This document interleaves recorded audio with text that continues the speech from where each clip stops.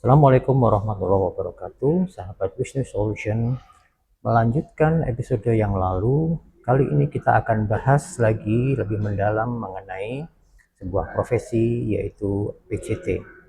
Kali ini kita akan membahas PCT dari segala sektor industri.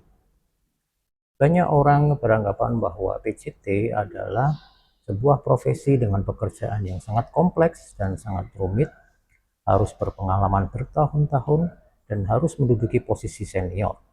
Tetapi apakah memang seperti itu? Jawabannya tentu saja tidak. Di episode kali ini bersama saya Wisnu Adi, kita akan bahas step by step menjadi PCT profesional meskipun kalian adalah fresh graduate. Tentu saja kita akan bahas dengan step-step yang legal, yang simple, dan endingnya bergaji besar. Jangan lupa siapkan catatan kalian, karena yang akan kita bahas adalah shortcut karier PCT yang selama ini dirahasiakan.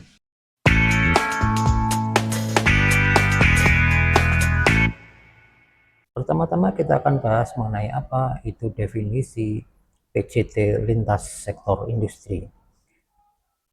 PCT atau penanggung jawab teknis lintas sektor atau lintas industri adalah orang yang memiliki kualifikasi pendidikan, kualifikasi pengalaman, dan sertifikat tertentu yang ditunjuk oleh suatu badan usaha untuk menjamin bahwa kegiatan teknis perusahaan dilakukan sesuai dengan standar, sesuai dengan regulasi, dan sesuai dengan etika profesi yang berlaku. Setiap sektor industri pasti memiliki regulasi tersendiri, di mana regulasi tersebut diatur oleh regulator-regulator yang berkaitan dengan industri tersebut. Di antaranya yaitu adalah Kementerian Kesehatan. Kementerian Kesehatan ini adalah menjadi regulator bagi penanggung jawab teknis sektor alat kesehatan. Kemudian ada juga Kementerian ESDM. Kementerian ESDM ini juga menjadi regulator bagi PCT, pertambangan, dan migas. Kemudian Kementerian PUPR itu adalah regulator untuk profesi PCT konstruksi.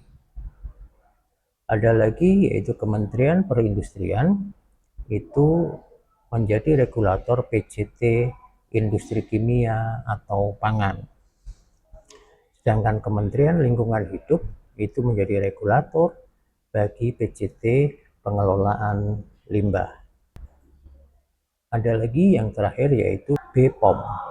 Itu adalah regulator PCT untuk industri farmasi dan kosmetik. Daftar sektor industri yang memiliki jabatan penanggung jawab teknis diantaranya yaitu adalah yang pertama adalah sektor alat kesehatan. Di sektor alat kesehatan, regulatornya adalah Kementerian Kesehatan.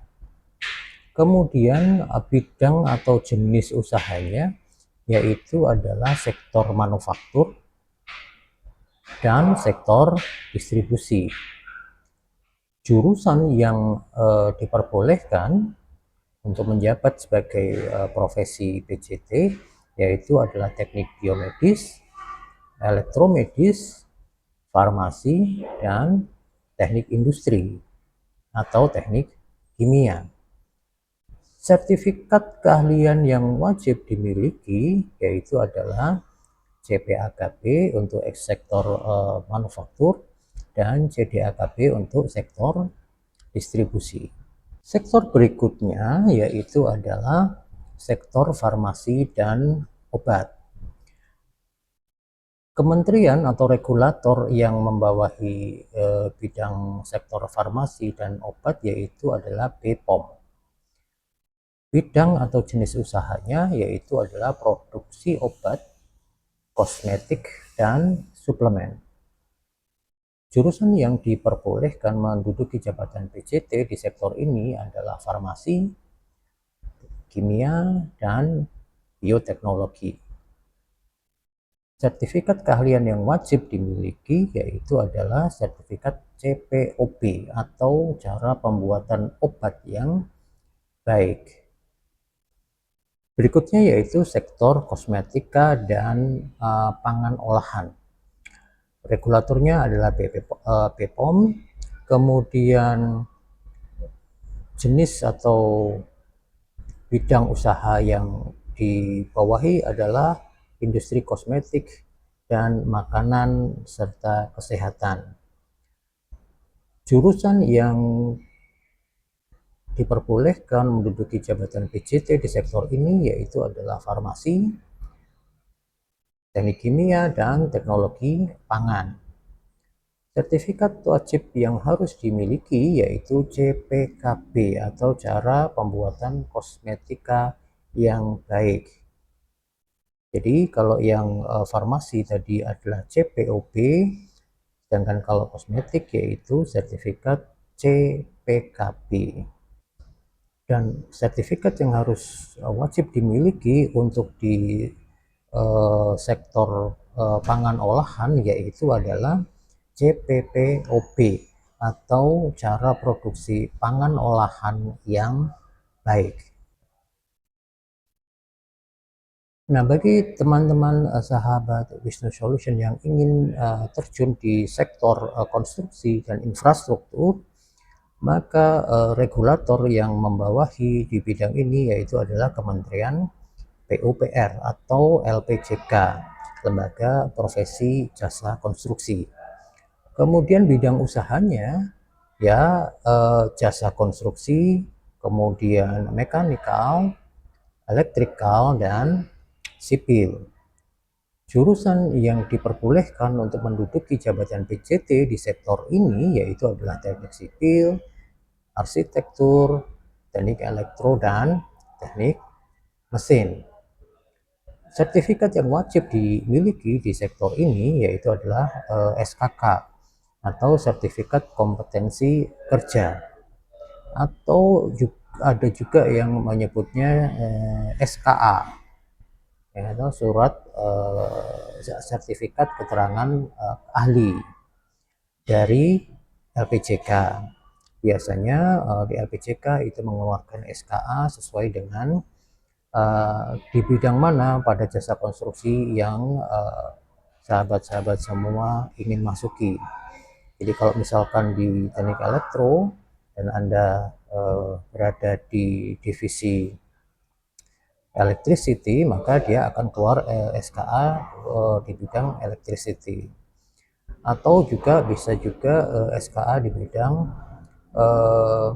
jaringan komputernya dan lain sebagainya, karena banyak sekali jenisnya yang dikeluarkan pada sertifikat SKA. Nah, untuk sahabat-sahabat yang ingin memasuki di sektor pertambangan dan migas, maka regulatornya adalah Kementerian ESDM.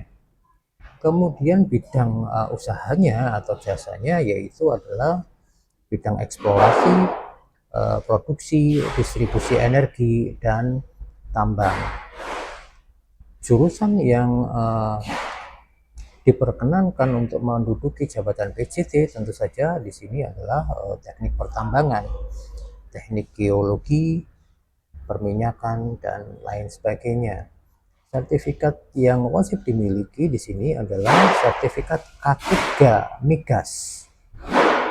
Kemudian ada juga sertifikat khusus untuk PJT tambang dan KTT, Kepala Teknik Tambang. Itu semua nanti dikeluarkan oleh regulator, yaitu oleh Kementerian ESDM. Berikutnya yaitu sektor laboratorium dan pengujian. Regulatornya yaitu adalah Kementerian Kesehatan. Kemudian juga ada sebuah lembaga yang disebut dengan KAN. Bidang usahanya yaitu adalah laboratorium pengujian dan kalibrasi. Jurusan yang bisa menjadi PJT di sektor ini yaitu adalah jurusan teknik fisika, teknik biologi, teknik kimia, dan teknik biomedis. Sertifikat yang wajib dimiliki untuk sektor laboratorium dan pengujian yaitu adalah sertifikat ISO, juga sertifikat IEC 17025. Kemudian juga harus memiliki sertifikat sebagai PJT laboratorium dan pelatihan kalibrasi. Nah, untuk sektor industri secara umum, kementerian yang menjadi regulator di sini adalah Kementerian Perindustrian. Bidang usahanya yaitu adalah industri kimia, industri logam, dan industri elektronik. Jurusan yang bisa menduduki jabatan PJT di sektor perindustrian secara umum adalah teknik kimia, teknik mesin, dan teknik elektro. Sertifikat yang wajib dimiliki yaitu adalah sertifikat sebagai PJT industri dan sertifikat ISO 9001, yaitu tentang QMS atau Quality Management System, dan juga SMK3 atau Standard Management K3. Selanjutnya yaitu sektor lingkungan dan limbah. Kementerian yang menjadi regulator di sini adalah Kementerian Lingkungan Hidup dan Kehutanan atau KLHK. Bidang usaha yang dibawahi di sektor ini yaitu adalah pengelolaan limbah B3, kemudian IPAL dan AMDAL. Jurusan yang bisa menduduki jabatan PJT di sektor ini yaitu adalah teknik lingkungan, teknik kimia, dan teknik biologi. Sertifikasi wajibnya yang harus dimiliki yaitu sertifikat kompetensi PJT pengelolaan limbah, pengelolaan AMDAL, dan AB. Dan di sektor ketenaga listrikan sebagai regulatornya yaitu adalah Kementerian ESDM. Bidang usahanya yaitu jasa instalasi listrik, pemeliharaan, dan pengujian jaringan.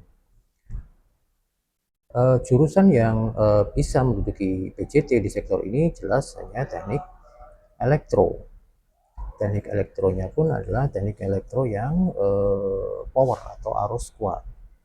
Sertifikat yang harus dan wajib dimiliki di sektor ketenaga listrikan di sini yaitu adalah sertifikat K3 listrik, kemudian SKTTK atau surat keterangan tenaga teknik ketenaga listrikan.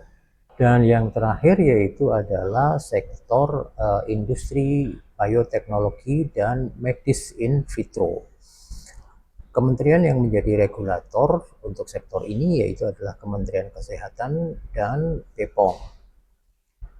Bidang usahanya yaitu adalah produksi reagen dan diagnostik kit.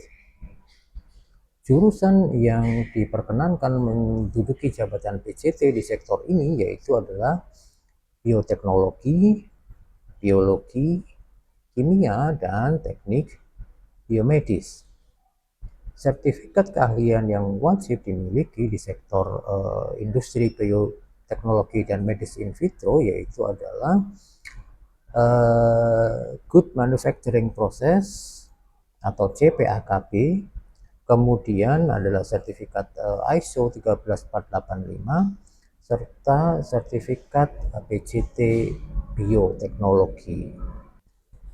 Nah, itu tadi adalah daftar sektor-sektor industri lintas sektoral yang memiliki kesempatan bagi Anda semua untuk menjadi PJT atau penanggung jawab teknis. Sekarang kita coba untuk komparasikan posisi masing-masing PJT di lintas sektor tersebut. Kita lihat PJT yang kita akan bandingkan adalah PJT alat kesehatan, kemudian PJT industri farmasi, PJT konstruksi dan bangunan, Kemudian ada juga PJT Migas dan Tambang, serta PJT Lingkungan dan Limbah. Kita bicara yang pertama yaitu adalah fokus utamanya. Fokus utama untuk PJT alat kesehatan yaitu adalah menjamin mutu dan keamanan alat kesehatan dalam produksi dan distribusi. Sementara untuk PJT industri farmasi, fokus utamanya adalah menjamin mutu baik itu obat, kosmetik, dan produk farmasi. Sementara PJT konstruksi, fokus utamanya yaitu adalah menjamin pelaksanaan teknis proyek sesuai dengan standar dan K3. PJT Migas dan Tambang berfokus utama kepada menjamin operasi tambang dan migas sesuai dengan keselamatan kerja. Sementara PJT Lingkungan dan PJT Limbah berfokus utama kepada menjamin pengelolaan limbah B3 dan lingkungan sesuai dengan regulasi yang ada. Sementara kalau kita perbandingkan berbagai sektor usaha tadi terhadap kode KPLI secara umum, bahwa PJT di sektor alat kesehatan itu KPLI-nya yaitu adalah 32501 atau industri alat kesehatan, serta KPLI 46497 itu adalah di sektor distribusi. Kemudian kalau PJT industri farmasi, KPLI-nya yaitu adalah 21012 atau industri farmasi. Sementara untuk PJT konstruksi, KPLI-nya yaitu adalah 42101 dan 42900. PJT Migas dan Tambang itu menganut kode 05101 dan 09100. Sementara PJT Lingkungan dan Limbah yaitu adalah 38211 dan 39000 tentang limbah dan IPAL. Sementara kewenangan teknis pada masing-masing PJT, untuk PJT alat kesehatan memiliki kewenangan teknis yaitu mengawasi proses produksi dan validasi alat, kalibrasi, serta distribusi. Sementara di PJT industri farmasi, kewenangan teknisnya yaitu adalah mengawasi formulasi, kemudian QC dan QA batch release. Kemudian di sektor konstruksi, kewenangannya yaitu adalah mengawasi pelaksanaan konstruksi, mengawasi pelaksanaan K3 dan mutu hasil kerja konstruksi. Sementara di PJT Migas dan Tambang, kewenangan teknisnya yaitu adalah mengawasi keselamatan kerja, ventilasi tambang, dan kontrol tekanan. Dan di PJT Lingkungan dan Limbah, kewenangannya yaitu adalah mengawasi pemrosesan limbah, izin lingkungan, dan pelaporan B3.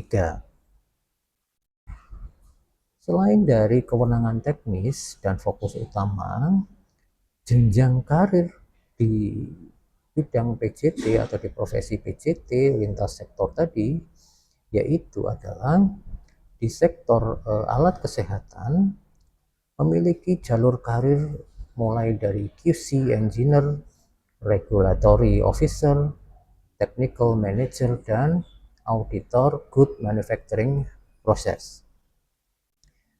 Sementara di jalur atau di sektor PJT industri farmasi, jalur karirnya yaitu adalah Apoteker Industri, QA Manager, dan Regulatory Affair. Di PJT konstruksi, jalur karir umumnya yaitu adalah Site Engineer, Project Manager, QA dan QC Officer. Sementara di PJT Migas dan Tambang, jalur karirnya yaitu adalah Production Engineers, KTT Tambang, dan Safety Engineers. Sementara jalur karir di sektor di bidang PJT lingkungan dan limbah yaitu adalah Environmental Engineers dan Compliance Officers. Nah, tentu saja masing-masing PJT di lintas sektoral ini juga memiliki range salary yang berbeda-beda.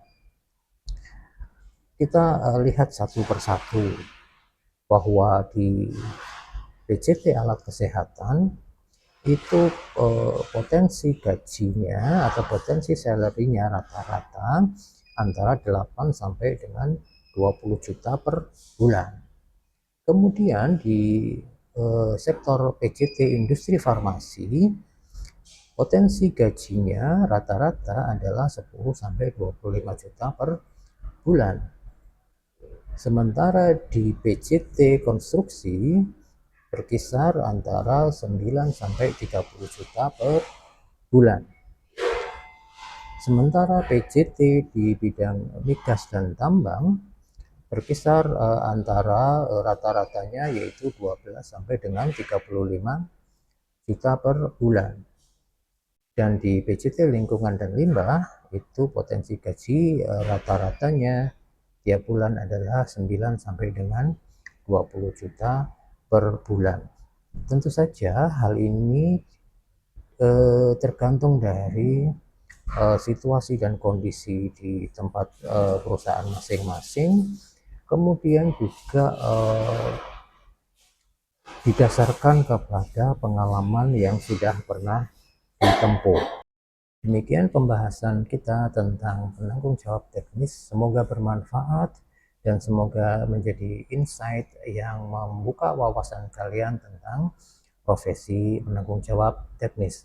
Jangan lupa untuk terus mendukung channel Wisnu Solution dengan cara klik like, share, subscribe, dan aktifkan lonceng untuk mendapatkan informasi terupdate dari Wisnu Solution.